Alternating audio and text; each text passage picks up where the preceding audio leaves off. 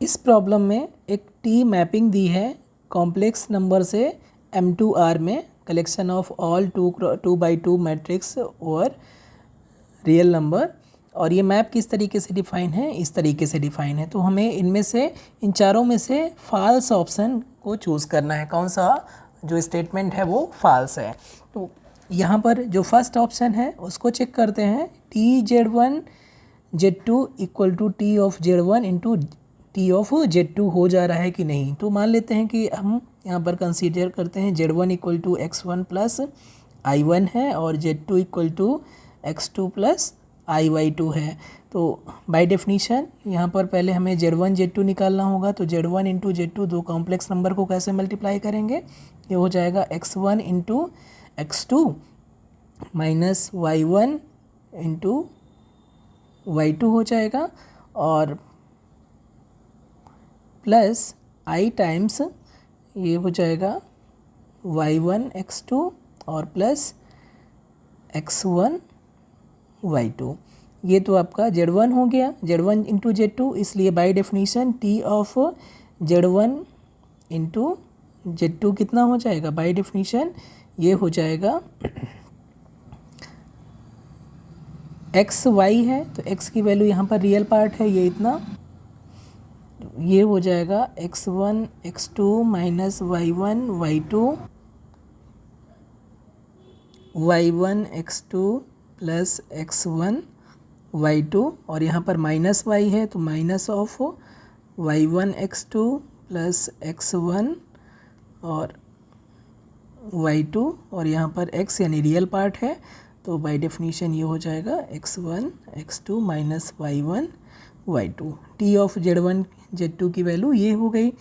अब हम देखें T of Z1 into T of Z2, तो T of Z1 into T of Z2 ये कितना हो जाएगा, ये बाय डेफिनीशन हो जाएगा XY minus Y X1 Y1 Y1 X, और इंटू T ऑफ Z2 की वैल्यू हो जाएगी X2 Y2 minus Y2 X2।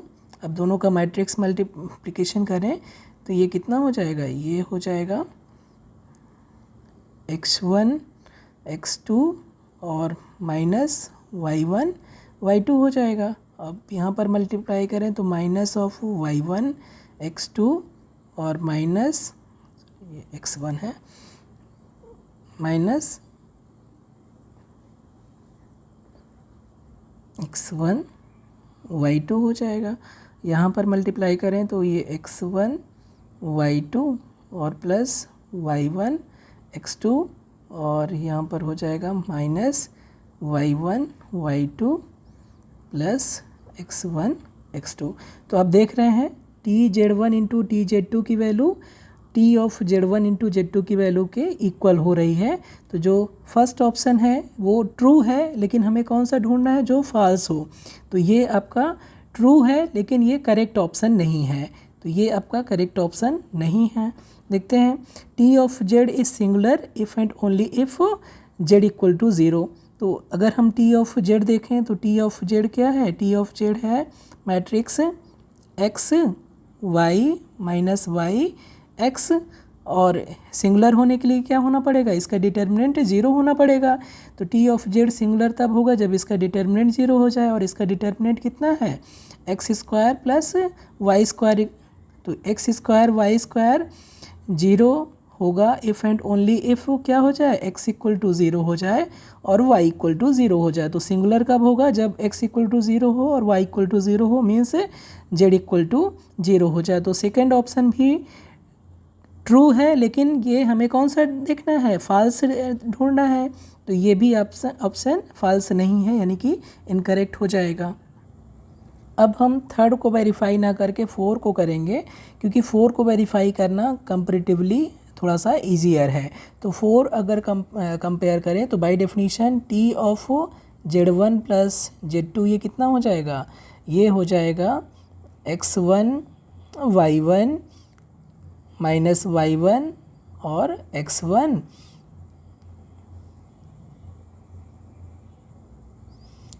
T of Z1 हो जाएगा इतना, और T ऑफ Z2 हो जाएगा bye definition X2 y2 minus y2 x2, इसलिए t of z1 plus t of z2 कितना हो जाएगा, मैट्रिक्स एडिशन से ये हो जाएगा x1 plus x2 y1 plus y2 minus y1 minus y2 और x1 प्लस x2, ये हो जाएगा tz1 प्लस tz2 की वैल्यू।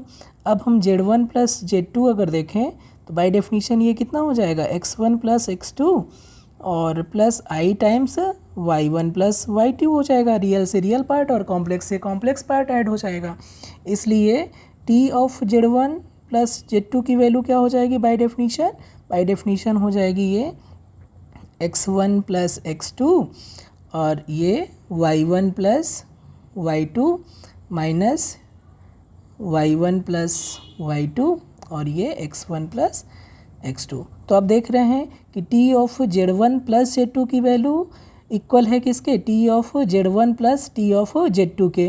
तो जो फोर्थ ऑप्शन है वो ट्रू है, लेकिन हमें कौन सा चाहिए, वो चाहिए फॉल्स। तो हमारा 3 ऑप्शन है वो ट्रू निकल गया है। तो फॉल्स ऑप्शन कौन सा हो जाएगा, ये थर्ड वाला। तो जो फॉल्स ऑप्शन है ये थर्ड हो जाएगा। तो थर्ड क्या हो जाएगा, इनकरेक्ट हो जाएगा, क्योंकि हमें यहाँ पर फॉल्स ऑप्शन ढूंढना था।